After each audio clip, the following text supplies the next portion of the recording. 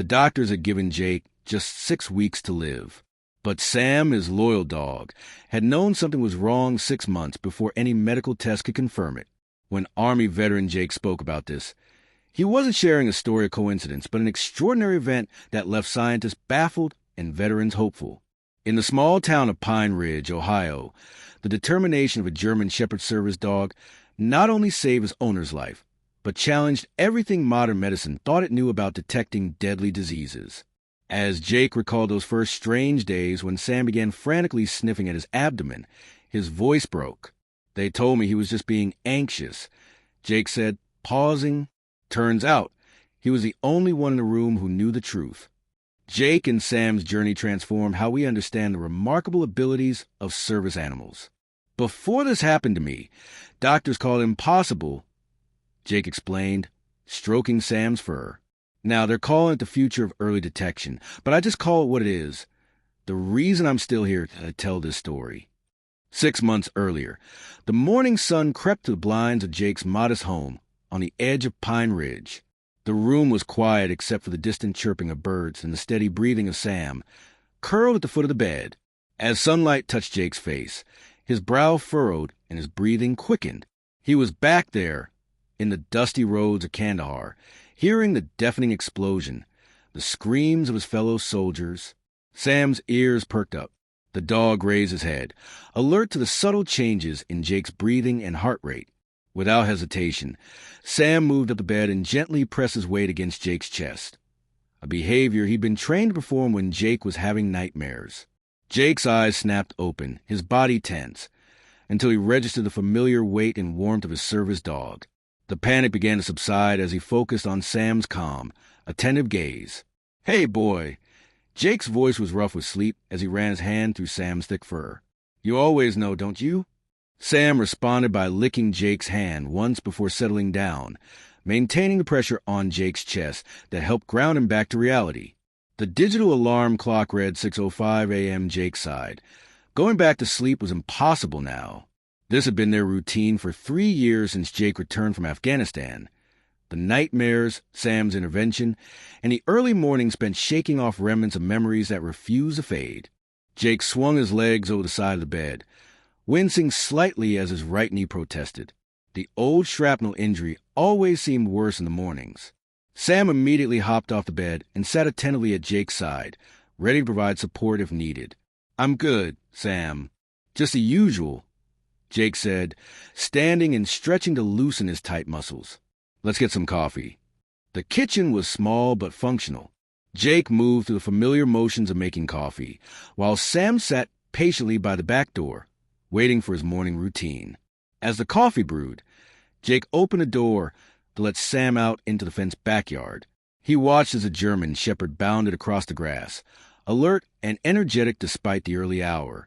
It was in these quiet moments that Jake felt the weight of his gratitude. Before Sam, the transition back to civilian life had been a nightmare worse than any combat situation he'd faced. The dog had been more than assistance. He'd been salvation. The coffee machine beeped, pulling Jake from his thoughts.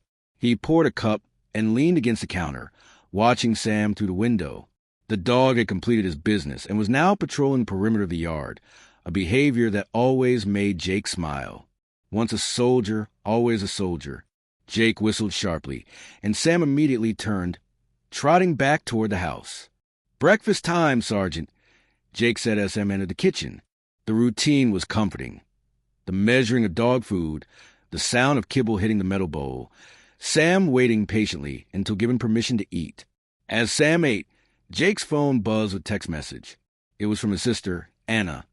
"Don't forget dinner at my place tonight. 6 p.m. Ethan wants to show you his science project." Jake typed a quick reply. "Wouldn't miss it. We'll be there." The rest of the morning passed in familiar routine. Jake showered, dressed, and prepared for his day. He worked part-time at the local VA office, helping other veterans navigate the often complicated benefit system. It wasn't the career he'd imagined for himself before the war, but it gave him purpose, something his therapist had emphasized was crucial for recovery.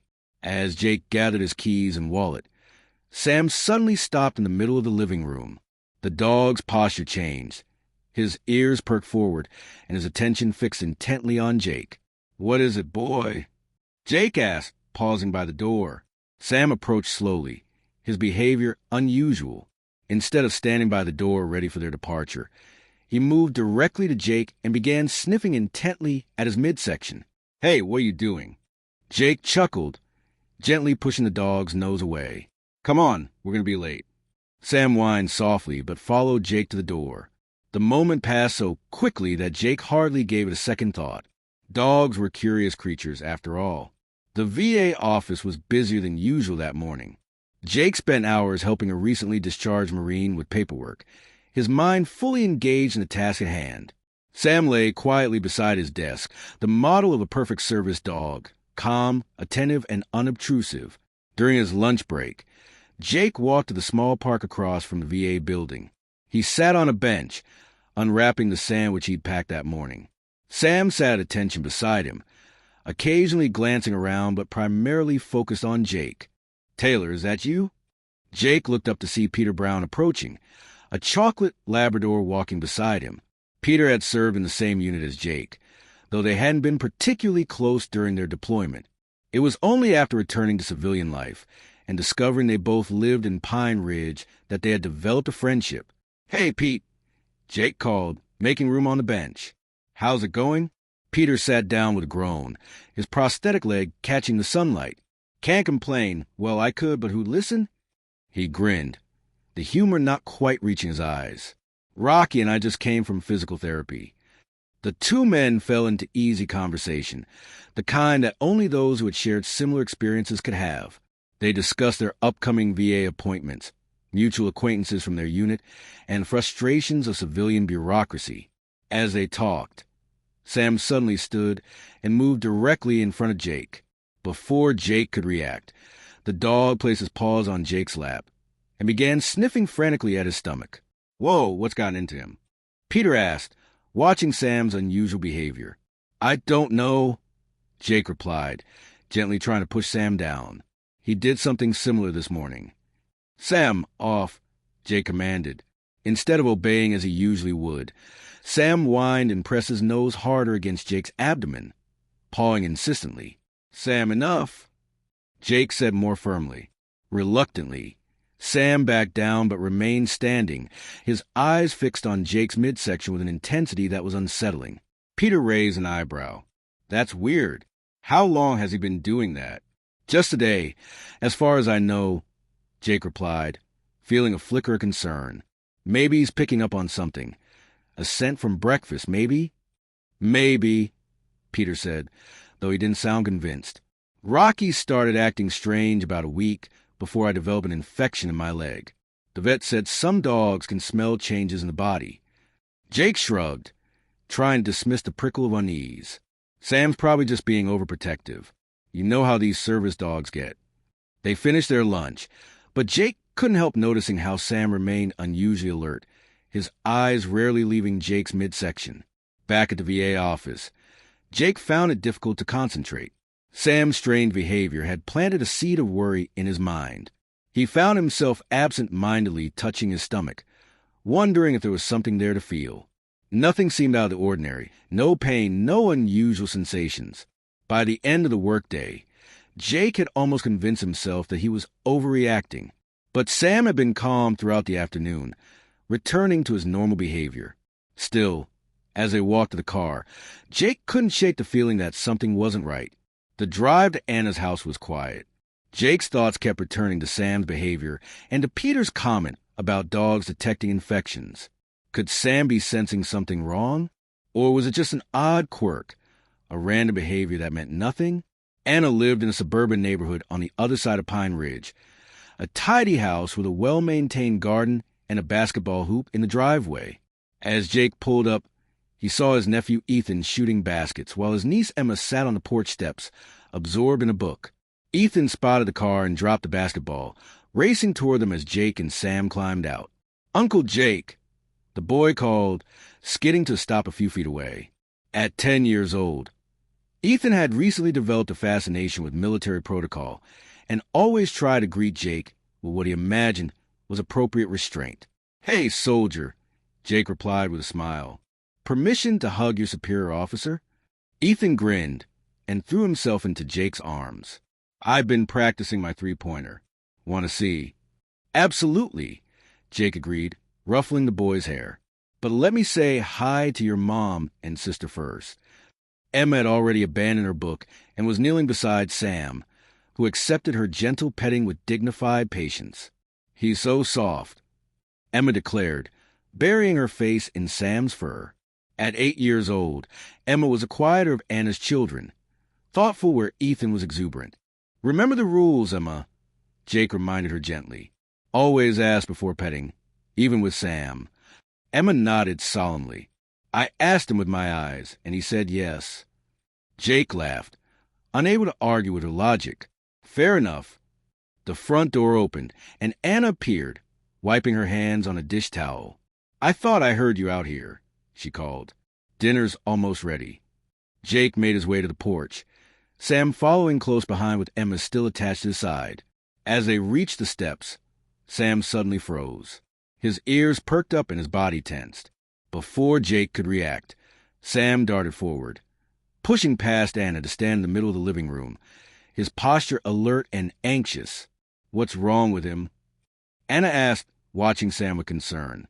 I don't know, Jake admitted, feeling that same unease from earlier returning. He's been acting strange all day. Jake entered the house, calling to Sam. Here, boy, come here. Sam turned to look at Jake, and then, to everyone's surprise, he began to bark, a sharp, urgent sound that echoed through the house. Sam, quiet, Jake commanded, but the dog continued, his eyes never leaving Jake's midsection. And then, without warning, Sam lunged forward, not aggressively, but with purpose, planting his paws firmly on Jake's stomach and sniffing with intensity that made everyone in the room fall silent. Jake! Anna's voice was tense with worry. What's happening? Jake gently pushed Sam down, his mind racing. This wasn't normal behavior, not for a dog as well-trained as Sam. I don't know, he finally admitted, the seed of worry from earlier blossoming into genuine concern. But I think I need to find out.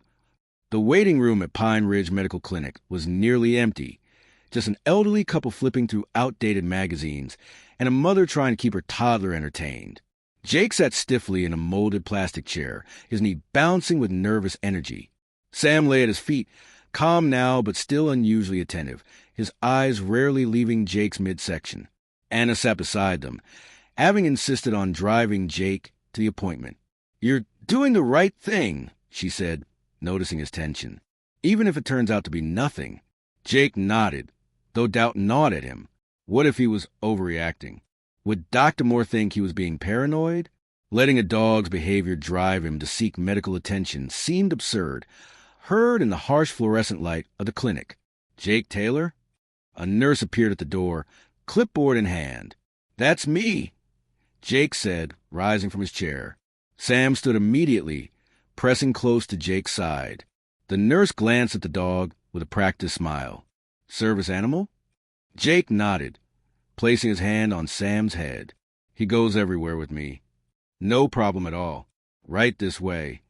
They followed her down a sterile hallway to an examination room.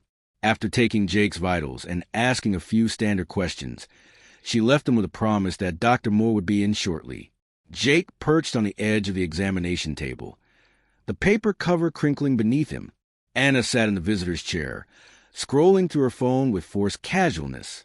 This is stupid, Jake muttered after several minutes of silence. Sam probably just smelled something on my clothes. Michelle looked up from her phone. Then Dr. Moore will tell you everything's fine and we'll go home. But what if it's not nothing, Jake? What if Sam's picking up on something?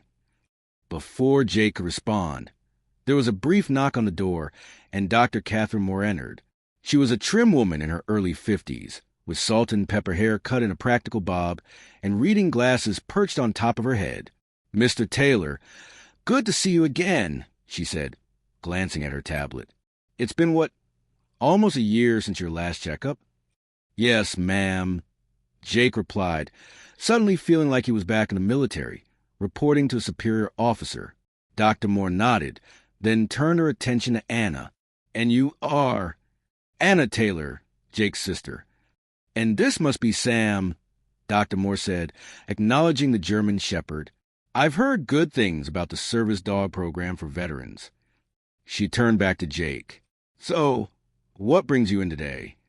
Jake hesitated, suddenly aware of how strange a concern would sound. It's actually about Sam, he began carefully. He's been acting weird the past couple of days. Specifically, he keeps focusing on my stomach area, sniffing, pawing, sometimes barking. Dr. Moore's expression remained neutral. And this is unusual behavior for him? Very. He's highly trained and never acts out like this. My friend Peter, he's another vet with service dog, mentioned that sometimes dogs can detect health issues. Dr. Moore nodded slowly. There is some research suggesting dogs can detect certain medical conditions through their sense of smell. Changes in body chemistry can sometimes produce odors that are imperceptible to humans but detectable to dogs. She placed her tablet on the counter. Are you experiencing any symptoms? Pain? Discomfort? Changes in appetite or digestion? Jake shook his head. Nothing. I feel fine. Any changes in weight? Sleeping patterns? Energy levels? No. Nothing out of the ordinary. Just the usual stuff. Some trouble sleeping from PTSD. The only injury acts up sometimes. He gestured to Sam. But Sam helps with all that. Dr. Moore considered this information, her eyes thoughtful. Well, since you're here, let's do a physical examination. If there's something to find, we'll find it. The examination was thorough but revealed nothing unusual. Dr. Moore palpated Jake's abdomen, listening to his descriptions of where Sam had been focusing his attention, but found no masses, tenderness, or abnormalities. Everything feels normal, she concluded, stepping back. Your vitals are good. No signs of distress or abnormality that I can detect. Jake felt both relieved and oddly disappointed. So there's nothing wrong? Not that I can tell from physical exam, Dr. Moore replied, removing her stethoscope and hanging it around her neck. But if you're concerned, we can run some blood tests, maybe schedule an ultrasound, though, to be honest, without any symptoms, insurance might not cover the imaging. I'd like the blood tests, at least. Jake said firmly. If something's wrong, I want to know. Dr. Moore nodded. Of course, we'll run a complete panel. If there's any inflammation or abnormality in your liver, pancreas, or other organs, it should show up. As they were discussing the tests, Sam suddenly stood and approached Jake, placing his paws on the examination table and whining softly while staring intently at Jake's abdomen. Dr. Moore watched with interest. That's the behavior you mentioned? Yeah, Jake confirmed, gently pushing Sam down. Sorry about that. No apology needed, Dr. Moore said, her expression softening slightly. It's interesting behavior. I'll admit, let's see what the blood tests show before we decide on next steps. After the appointment, Anna drove Jake home in silence, both lost in their own thoughts. The blood was drawn before they left the clinic, with results promised in a few days. What if it's nothing? Jake finally asked as they pulled into his driveway. Anna put the car in park and turned to face him. Then we'll be grateful. But Jake, getting checked out is never a bad idea. You did the right thing. The next 3 days passed with excruciating slowness. Jake tried to maintain his normal routine. Work at the VA office, his regular morning run, dinner with Anna's family on Wednesday. But Sam's behavior continued to be concerning. The dog's focus on Jake's abdomen was becoming more persistent, more desperate. On Thursday afternoon, Jake's phone rang. It was Dr. Moore's office, asking him to come in to discuss his test results. The receptionist's voice gave nothing away, but Jake felt a knot form in his stomach. They wouldn't ask him to come in for normal results, would they? The following morning, Jake sat once again in Dr. Moore's office, this time alone except for Sam. The doctor entered with a tablet in hand, her expression carefully neutral. Thank you for coming in, Mr. Taylor, she began, taking a seat across from him. I've reviewed your blood work, and everything appears normal. Jake felt a wave of relief followed immediately by confusion. Normal? Then why call me in? Because your service dog behavior suggests otherwise, Dr. Moore said frankly. And while I'm not one to ignore medical test results, I'm also not willing to dismiss unusual animal behavior entirely. There's growing evidence that dogs can detect certain medical conditions before our tests can. Jake leaned forward. So, you believe something might be wrong? I believe it's worth exploring further, Dr. Moore clarified. I'd like to refer you to a specialist for more advanced imaging, an abdominal CT scan. I'm also going to suggest something a bit unconventional. She pulled a business card from her desk drawer and handed it to Jake, Dr. Elena Diaz. She's a veterinarian here in Pine Ridge who's done some research on medical detection dogs. She might have some insights into Sam's behavior. Jake took the card, surprised by the suggestion. You want me to take Sam to a vet to figure out what's wrong with me? Dr. Moore smiled slightly. I want you to gather more information from all available sources. Medical science doesn't have all the answers, Mr. Taylor. Sometimes we need to look beyond our standard protocols. 2 days later, Jake found himself in a different waiting room, this one filled with the sounds of barking dogs and mewing cats. Sam sat calmly beside him, seemingly unfazed by the chaos around them. Dr. Diaz's office was at the back of Greenfield Animal Clinic, a modest but well-maintained veterinary practice on the outskirts of Pine Ridge. The receptionist, Tara Reynolds, had raised her eyebrows when Jake explained he had an appointment for himself rather than Sam, but she quickly recovered her professional demeanor. Dr. Diaz will be with you shortly, she assured him. She just needs to finish up with a surgical patient. Nearly 20 minutes later, a door opened and a woman in her mid-30s emerged, stripping off latex gloves. She wore scrubs covered by a lab coat, her dark hair pulled back in a practical ponytail. Despite the clinical setting, there was something warm about her presence. "Mr. Taylor?" she called, her eyes searching the waiting room. Chris stood, Sam rising smoothly beside him. "That's me." Dr. Diaz approached with an extended hand. "I'm Elena Diaz. Dr. Moore told me about your situation. Please come back to my office, where we can talk." Her office was small but tidy, with framed veterinary diplomas on the walls alongside photographs of Dr. Diaz with various animals. A bookshelf held medical textbooks, as well as several volumes on animal behavior and cognition. "So," she began once they were seated, "I understand Sam has been showing unusual behavior focused on your abdominal area?" Jake nodded, feeling slightly self-conscious. "It started about a week ago. At first, it was just odd. He would sniff at my stomach more than usual, but it's escalated. Now he paws at me, whines, sometimes even barks directly at my midsection." Dr. Diaz turned her attention to Sam, who sat alert beside Jake's chair. "And nothing like this has happened before?" "Never. He's been through extensive training as a service dog. This isn't normal for him." Dr. Diaz leaned forward, her expression serious. "Mr. Taylor, there's growing evidence that dogs can detect certain medical conditions through their sense of smell. Changes in the body, infections, hormonal disorders, even cancer, can produce volatile organic compounds that dogs can detect, sometimes long before a medical test can."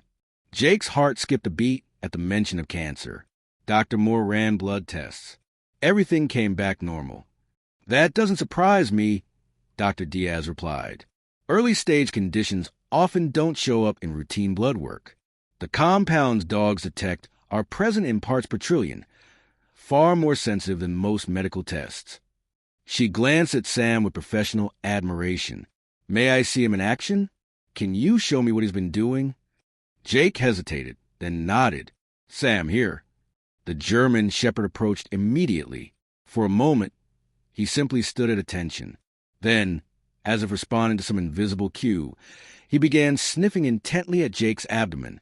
Within seconds, he was pawing gently but insistently at the area just below Jake's rib cage, whining softly. Dr. Diaz watched with rapt attention, her eyes narrowing in concentration. "Has he been targeting that specific area consistently?" "Yes, always the same spot." She nodded slowly. "Mr. Taylor, I can't make a medical diagnosis. That's not my field. But what I'm seeing is consistent with what research has documented in dogs that detect cancer. Focused attention, distress behaviors, repeated targeting of a specific area." Jake felt his mouth go dry. "Are you saying you think I have cancer?" I'm saying Sam is detecting something that warrants further investigation. Dr. Diaz clarified carefully. Dr. Moore mentioned she's ordered a CT scan? Yes, scheduled for next week. Good, Dr. Diaz said, reaching down to gently stroke Sam's head. In the meantime, I'd like your permission to document Sam's behavior. With cases like these, medical validation is crucial for advancing our understanding of what dogs can detect. Jake nodded numbly, his mind struggling to process the implications of her words. Of course. Whatever helps. And Mr. Taylor, Dr. Diaz added, her voice gentle but firm, trust Sam. Dogs like him don't behave this way without reason. The drive home was a blur. Jake's thoughts raced between disbelief, fear, and a strange sense of validation. He'd always known Sam was exceptional, but this was something else entirely. At a red light, Jake glanced over at Sam in the passenger seat. The German shepherd met his gaze with those intelligent brown eyes that seemed to understand far more than anyone had given him credit for. What are you trying to tell me, boy? Jake whispered, reaching over to scratch behind Sam's ears. What do you know that I don't? Sam whined softly and leaned into Jake's touch. In that moment, despite the uncertainty and fear swirling within him, Jake felt a profound connection to his four-legged companion. Whatever lay ahead, they would face it together. The following days passed in a haze of anxiety and waiting. Jake tried to maintain his normal routine, but his thoughts kept returning to Dr. Diaz's words. Trust Sam. Each time the dog focused on his abdomen, which was happening with increasing frequency, Jake felt a chill run down his spine. He hadn't told many people about his concerns. Anna knew, of course, and Peter, who had experienced something similar with his own service dog. But Jake was reluctant to cause unnecessary worry among his friends and colleagues. What if it really was nothing? On Tuesday evening, the night before his scheduled CT scan, Jake sat on his back porch, watching the sunset paint the sky in shades of orange and pink. Sam lay beside him, his head resting on Jake's foot in a gesture of quiet companionship. Jake's phone rang, breaking the peaceful silence. It was Anna. Just checking in, she said when he answered. How are you holding up? I'm fine, Jake replied automatically, then sighed. Actually, that's a lie. I'm terrified, Anna. What if Dr. Diaz is right? What if there's something seriously wrong with me? Then we'll deal with it, Anna said, her voice steady despite the tension he could hear beneath it. You face worse, Jake, and you won't face it alone. Jake gazed out at the darkening sky. It's just hard to believe that Sam might know something about my body that even medical tests couldn't detect. Is it really so hard to believe? Anna asked softly. You already know he knows when you're about to have a panic attack or a nightmare. He's been tuned into you from day one. Jake glanced down at Sam, who had lifted his head at the sound of his name. The dog's unwavering loyalty and intelligence had saved Jake in more ways than one since his return from Afghanistan. Perhaps this was just one more way Sam was watching out for him. You're right, Jake acknowledged. If something's wrong, I'm lucky Sam caught it. Whatever happens tomorrow, at least we'll know. After ending the call, Jake remained on the porch until the stars began to appear, one by one, in the velvet darkness of the night sky. Sam stayed by his side, a silent guardian against both the terrors of the past and the uncertainties of the future. The imaging center was housed in the east wing of Pine Ridge Memorial Hospital, a maze of corridors and waiting areas that reminded Jake uncomfortably of the VA hospital, where he spent months recovering from his injuries. The antiseptic smell, the hushed voices, the carefully neutral expressions of the staff. It all brought back memories he'd rather forget. Mr. Taylor? A technician in blue scrubs approached, clipboard in hand. We're ready for you now. Anna, who had insisted on driving him, squeezed his hand. I'll be right here with Sam. Jake nodded, his throat suddenly dry. He had to leave Sam in the waiting area. Hospital policy, despite the dog service animal status. The separation made him more anxious than he cared to admit. It won't take long, the technician assured him, leading the way down a sterile corridor.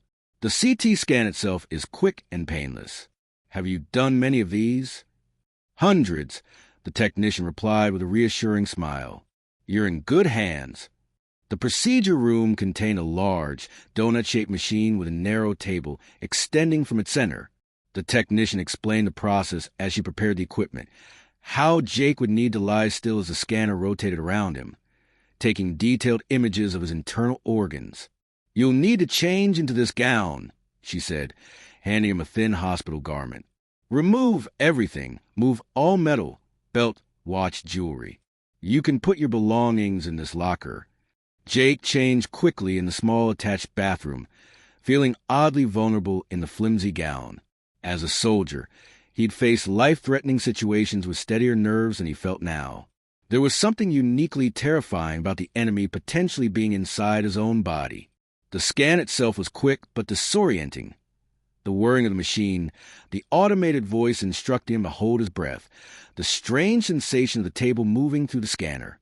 Throughout it all, Jake's mind kept returning to Sam. What had the dog sensed? Was he about to receive life-altering news? Afterward, the technician helped him sit up. "The radiologist will review the images, and your doctor will discuss the results with you." "How long will that take?" "The radiologist will review the images, and your doctor will discuss the results with you." "How long will that take?" Chris asked. "Dr. Moore has requested an expedited review.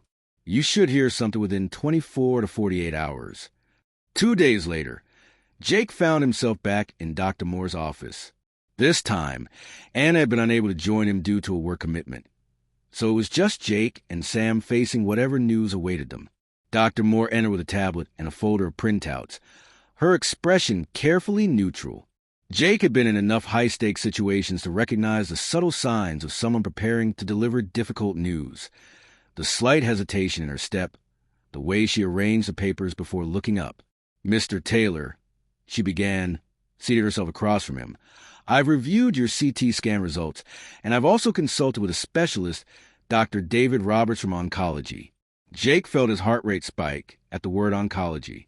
Beside him, Sam pressed closer, sensing his distress. "The CT scan revealed a small mass in your pancreas," Dr. Moore continued, her voice gentle but direct. "It's approximately 1.2 centimeters in size, located in the tail of the pancreas." Jake struggled to process her words. "A mass?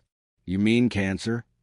"We can't confirm that without a biopsy, but given a location and appearance, yes, it's likely pancreatic cancer." She turned her tablet to show him an image from the scan, pointing to a small shadow that meant nothing to Jake's untrained eye, but apparently represented a grave threat. "The unusual aspect of this case," Dr. Moore continued, "is the size and stage. Pancreatic cancer is rarely detected this early. Most patients don't experience symptoms until the disease has advanced significantly." Jake's mouth felt dry. "But Sam knew. He's been trying to tell me for weeks." Dr. Moore nodded, a flicker of amazement crossing her professional demeanor. "It appears so, and that early detection can make all the difference." "What happens now?" Jake asked, struggling to keep his voice steady. "I've scheduled you for an appointment with Dr. Roberts this afternoon. He's one of the best oncologists in the state, specializing in pancreatic cancer. He'll explain the next steps, which will likely include a biopsy to confirm the diagnosis and determine the exact type of cells we're dealing with." Dr. Moore leaned forward, her eyes meeting Jake's directly. "Mr. Taylor, I want to be clear about something. This is serious, but you have something most pancreatic cancer patients don't have. Time. Early detection significantly improves the prognosis." She glanced down at Sam with newfound respect. "And for that, you can thank your remarkable dog." 3 hours later, Jake sat in another office, this one belonging to Dr. David Roberts. The oncologist was younger than Jake had expected, perhaps in his early 40s, with a direct manner that Jake appreciated after reviewing the CT images and Jake's medical history. Dr. Roberts explained the situation with clinical precision. "The location of the tumor is actually fortunate," he explained. "It's in the tail of the pancreas, away from major blood vessels, which means surgical removal is a viable option." "Surgery," Jake repeated, the reality of his situation finally beginning to sink in. "Yes, a procedure called a distal pancreatectomy. We remove the tail of the pancreas containing the tumor, along with the spleen, as a precaution." Dr. Roberts sketched a quick diagram on a notepad to illustrate. Before that, though, we need to confirm the diagnosis with biopsy and run some additional tests to ensure the cancer hasn't spread. And if the surgery is successful? Jake asked. Dr. Roberts' expression remained carefully balanced between honesty and hope.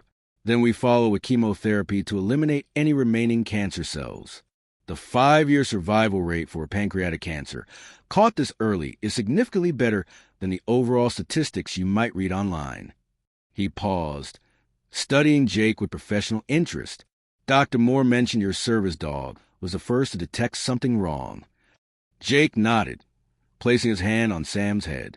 He started focusing on my abdomen weeks ago, sniffing, whining, sometimes barking. It was completely out of character for him. Fascinating, Dr. Roberts murmured. There's growing research on canine cancer detection, but documented cases are still relatively rare, especially for internal cancers like this. He made a note in Jake's file. With your permission, I'd like to consult with a colleague, Dr. Olivia Winters. She's conducting research on early cancer detection methods, including the use of trained dogs. Of course, Jake agreed, still struggling to process everything he'd learned. Anything that might help others. Dr. Roberts nodded. Then let's return to the immediate concerns.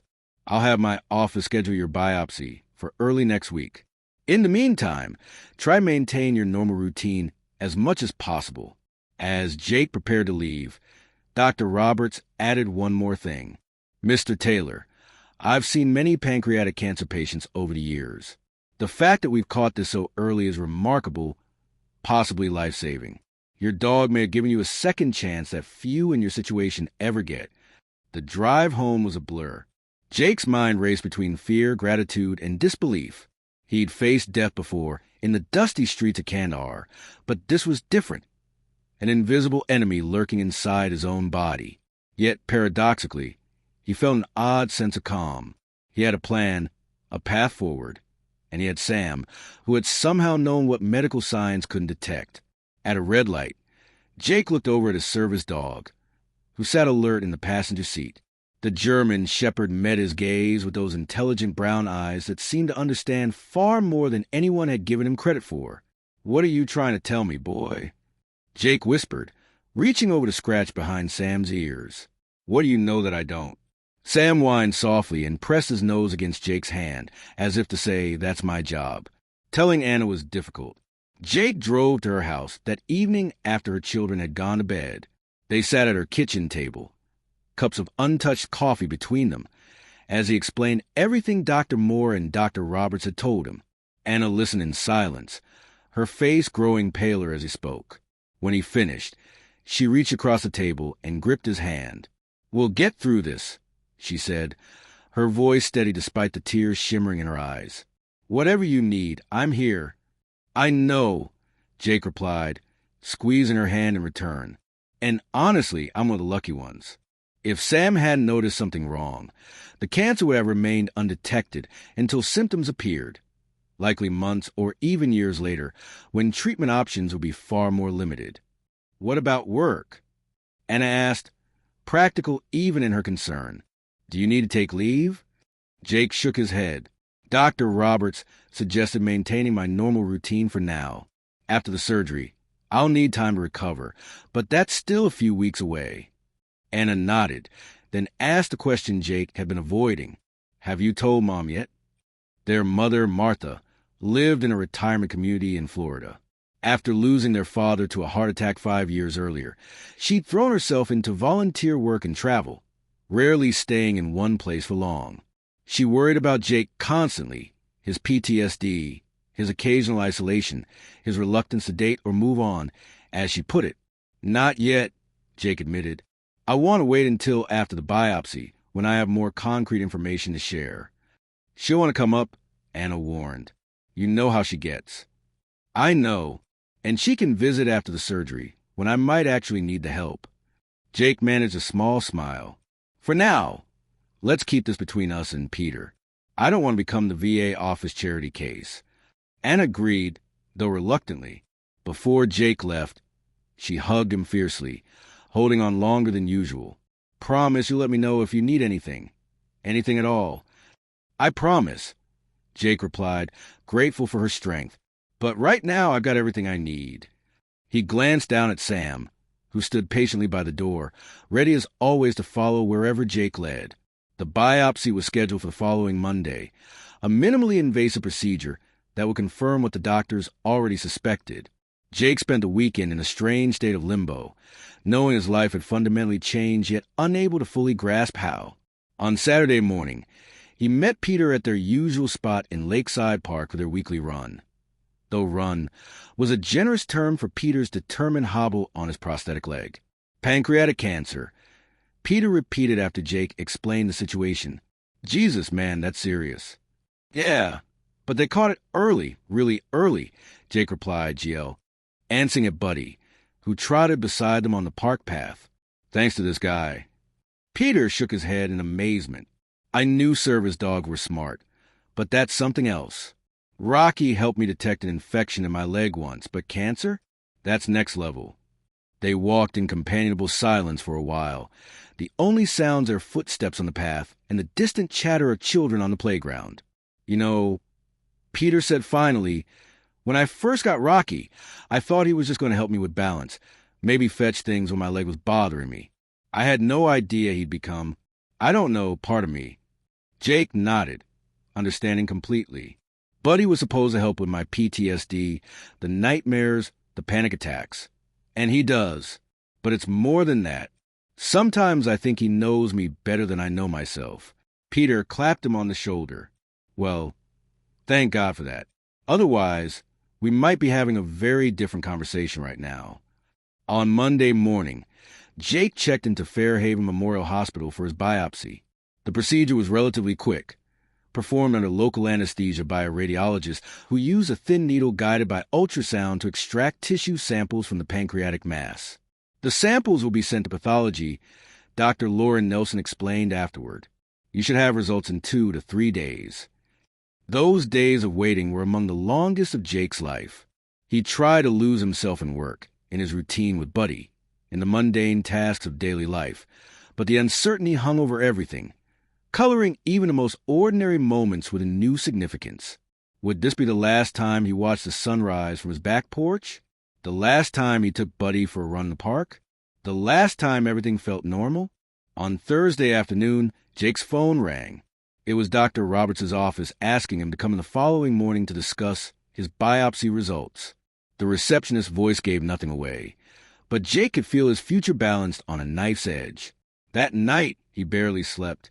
Buddy, sensing his distress, abandoned his usual sleeping spot at the foot of the bed and lay pressed against Jake's side, a warm, steady presence in the darkness.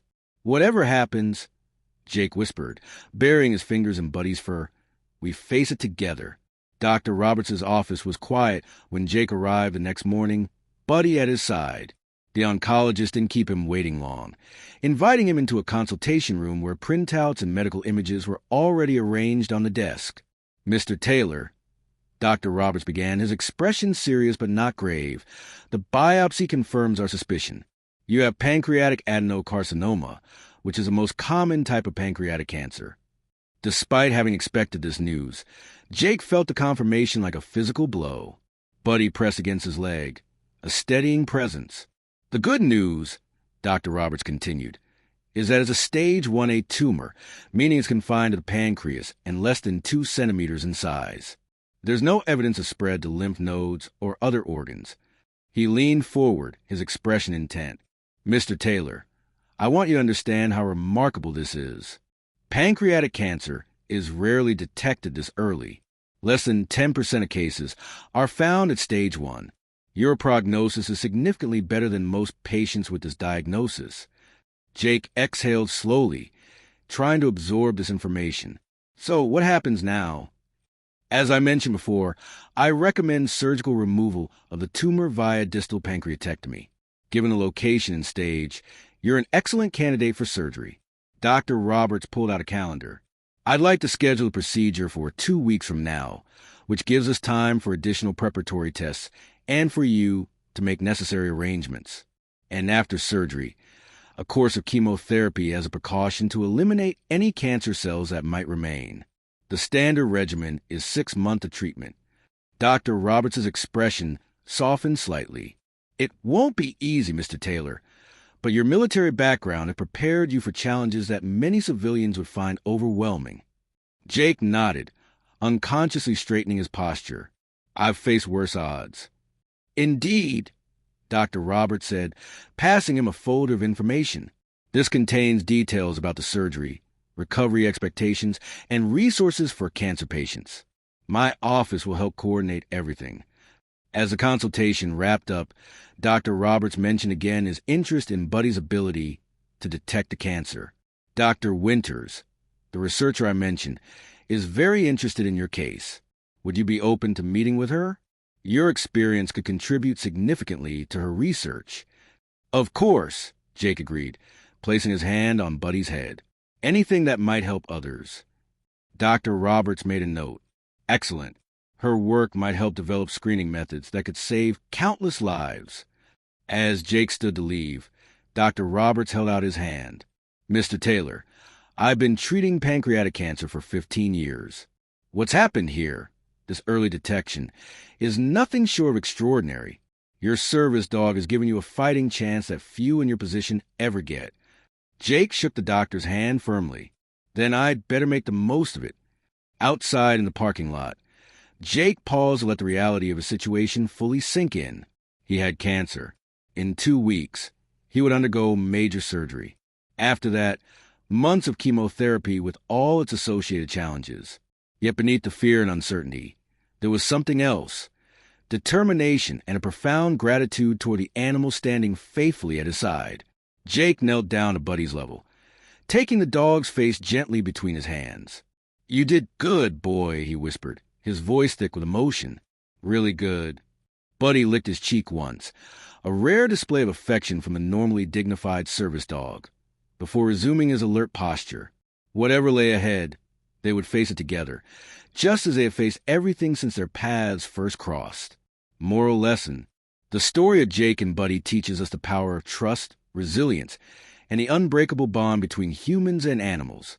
Buddy's extraordinary instincts not only saved Jake's life, but also inspired a groundbreaking program that would go on to save countless others. The moral lesson is clear. Sometimes, the most profound help comes from unexpected sources, and the bonds we form, even with those who cannot speak, can lead to miracles. This story reminds us to listen to the world around us, value the connections we share, and never underestimate the impact one life can have on another. In the end, Jake's journey wasn't just about surviving cancer. It was about finding purpose, love, and hope in the midst of adversity. And through it all, Buddy remained the steadfast companion who started it all, a true testament to the saying, man's best friend